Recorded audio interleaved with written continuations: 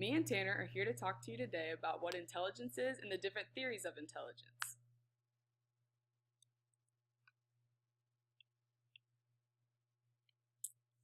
What is intelligence to us? Well, intelligence to us is people who are smart. They have the ability to acquire and apply knowledge to things, such as in school or even in sports.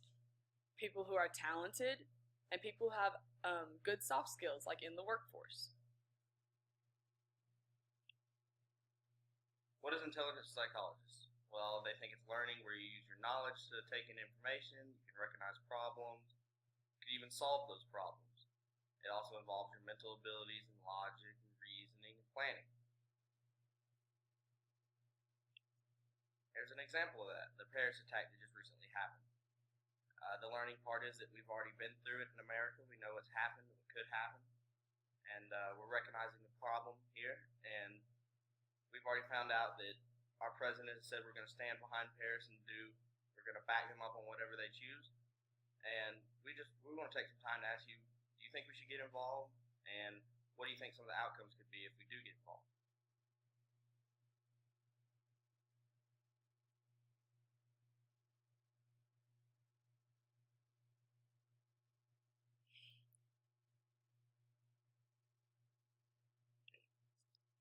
Background of intelligence.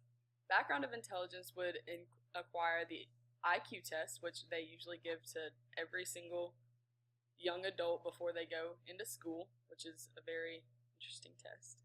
This was brought up in 1920 by William Stern, and then Alfred Binet developed the very first intelligence test, which they give to you when you are younger to see if you would be involved in special ed or if you'd be involved in honors or just regular to see where you stand in school. And here's a very good example of an IQ test. See if you can do it by yourself.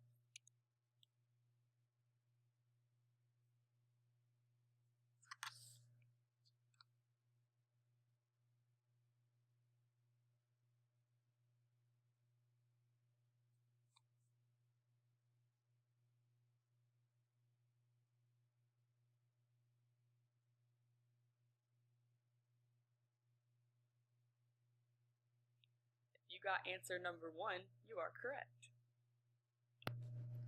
Now we're moving on to Spearman's two-factor theory. This was developed by Charles Spearman. The first factor was the G factor, which means that you have general intelligence, which is the ability to reason and solve problems. For example, whenever you get in an argument with somebody, all of you have to have like a mutual agreement on what the solving the problem would be. We are usually more advanced in one subject than another, Spearman said, which for a good example would be that I am very good at math, but not very good at language arts. And the S factor in that subject or in that statement would be math, because I'm better at math than language arts, and so that's my more advanced subject. Thurstone's theory of primary mental abilities. Louis Thurstone came up with 8 primary mental abilities that he thinks you're usually better in one subject than another. So the first one is visual and spatial ability, and that's the ability to be able to visualize something and determine how much space it fills up in a room. For example, a chair would probably fill up about a foot or two in a room, unlike a table would fill up about a pretty good bit, like 6 feet. And then perceptual speed is the ability to judge how fast something's going, such as a car on the road. Numerical ability is the ability to be able to work with numbers and be able to determine and solve problems with numbers. Verbal meaning is whenever you're able to understand the words that are being spoken to you. Memory is whenever you are able to remember things and have a good, be able to recap the past.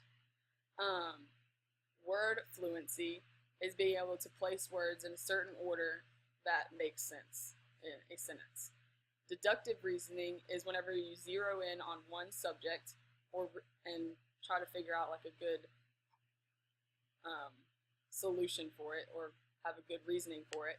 Inductive is whenever it's abroad and have many different reasonings. Next, we have Gardner's theory of multiple intelligence.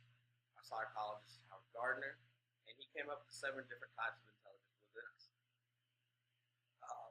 He usually believed that you're better at one thing than another, and we have a video to further explain these 7 types of intelligence within us.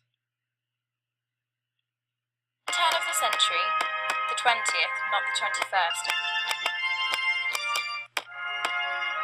Alfred Binet, residing in Paris, was approached with a problem. He was asked, "Can you devise some kind of instrument to help us predict who will succeed and who will fail?" Being an ingenious fellow, what he came up with succeeded as far as the Parisian elders were concerned, and the resulting intelligence test gave way to the measure of intelligence quotient, or rather IQ. Its purpose, to give an early indication of how smart someone is. If we zoom forward in time, 1914 sees a world war, 1939 sees a second. 1943 saw the birth of Howard Gardner, and in 1983 he published his works on intelligence and told the world about his theory of multiple intelligences. Gardner's theory explored for the first time the possibility of there being multiple platforms for intelligence. He devised, after much research, that there were indeed at least 7 different platforms.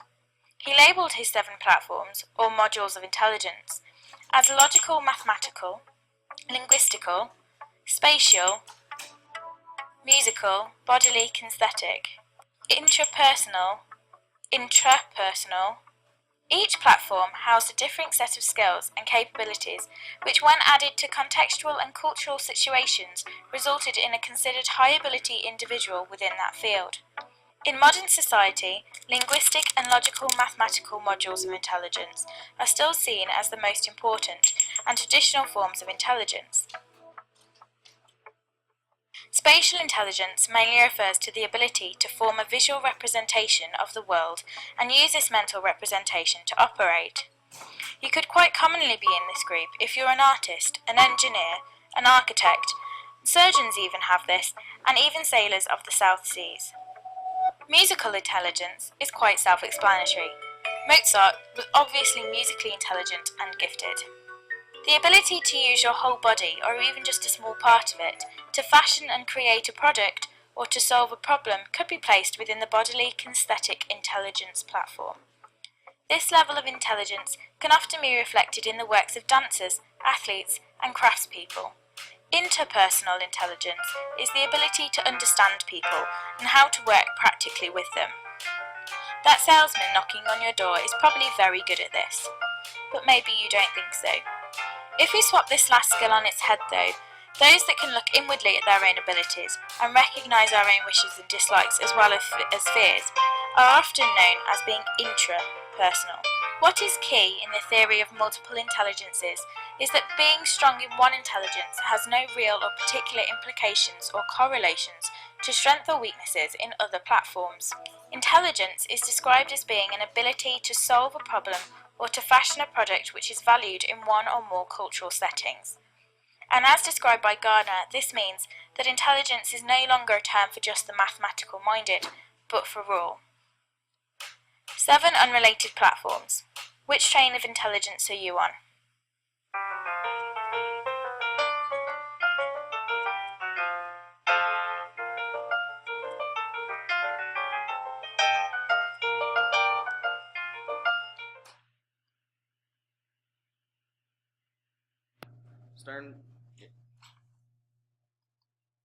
Sternberg's triarchic theory.